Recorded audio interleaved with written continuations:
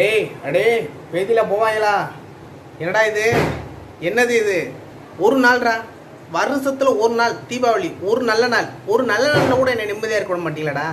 ஏன்டா நல்ல நாள் கெட்ட நாள் கூட பார்க்காம வச்சு செஞ்சுக்கிட்டு இருக்கீங்களே? ஏன்டா உங்களுக்கு என்னடா அப்படின்னு நான் குடும்பம் பண்ணேன்? உங்களை என்ன சோத்தது பிடிக்க திட்டா? நான் தெரியாம தான் கேட்குறேன். ஏன்டா இவ்வளோ அசிங்கமாக போட்டிருக்கீங்களே? இதான் நண்பர்களே தீபாவளி ட்ரெஸ்ன்னு போட்டிருக்கீங்களே? உனக்கு அறிவில் சோத்த தானே திங்கிற? திட்டக்கூடாதுன்னு பார்த்தா ஏன்டா இப்படி அநியாயம் பண்ணுற? பிரதேஷ் போல தீபாவளிக்கு நீ தானே இந்த மாதிரி சட்டிக்கிட்டி போட்டு தெரியா? இது என்னதுடா இது என்ன?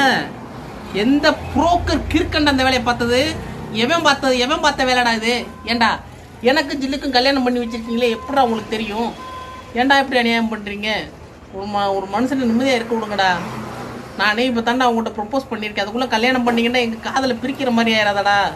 ஏன்டா இப்படி புரிஞ்சுக்கிற மாட்டீங்க பைத்தியக்காரங்களா? ஏன்டா என் வாழ்க்கையிலே குறுக்க வர்றீங்க? ஒருத்து கிழிச்சு போடுவேன். பூந்தோட்டமா வாழ்க்கை, இல்லை போராட்டமா வாழ்க்கை? பூந்தோட்டமா வாழ்க்கை, இல்லை போராட்டமா வாழ்க்கை?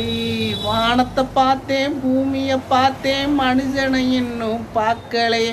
நான் பல நாள் இருந்தேன் உள்ள, ஆனால் அந்த நிம்மதி இங்கில்ல. அடே ராஜவேலே, என்னடா போன வருஷம் தீபாவளிக்கு ட்ரெஸ் எடுத்து கொடுத்தா, இந்த வட்டம் ஒன்றும் எடுத்து கொடுக்கலையடா? ஒரு துணி கூட எடுத்து கொடுக்கலையடா? இன்ஸ்டாகிராம் நண்பர்களே பாருங்கள், இன்றைக்கி வீட்டில் தீபாவளிக்காக மட்டன் உப்புக்கறி மாதிரி போட்டுக்கணும் நண்பர்களே. மட்டன் குழம்பு வச்சுருக்கோம், அதுபோக மீன் இன்னும் கொஞ்சம் பொரிச்சுக்கிட்டு இருக்கோம் நண்பர்களே. ரைட்டு, நீங்கள் எல்லாம் தீபாவளியில் நல்லா விருந்து எல்லாம் எடுத்து நல்லா சாப்பிடுங்க. நிறைய பேருக்கு தலை தீபாவளி இருக்கும், அவங்களாம் நல்லா வாங்கி சாப்பிடுங்க.